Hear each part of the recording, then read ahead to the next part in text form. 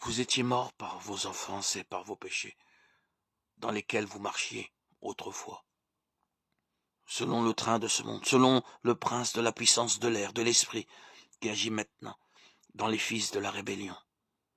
Éphésiens 2, 1, 2. Dans la lettre qu'il adresse à l'église d'Éphèse, Paul évoque le grand don que Dieu leur a fait par son Fils. 2 Corinthiens 9, 15.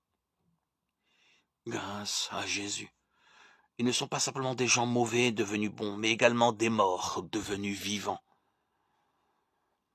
Lorsque Adam et Ève ont péché dans le jardin d'Éden, Genèse 3, ils ont introduit la mort physique et spirituelle dans le monde, alors parfait de Dieu. Romains 5, 12. Au moment où ils ont transgressé la loi de Dieu, leurs yeux se sont ouverts, mais ils ont compris qu'ils étaient nus. Genèse 3, 7. Pour la première fois, l'humanité a goûté à la rébellion, a été consciente de la différence entre le bien et le mal. Jusqu'à ce moment-là, ils n'avaient connu ni le mal, ni la honte, ni la culpabilité, mais à la suite d'une seule transgression, leur âme et leur corps ont commencé à mourir. Dieu lui-même a fait le sacrifice nécessaire pour expier ce péché. Genèse 3, 21. Et a ainsi établi le principe selon lequel le pécheur ne pouvait vivre que par la mort d'un substitut parfait.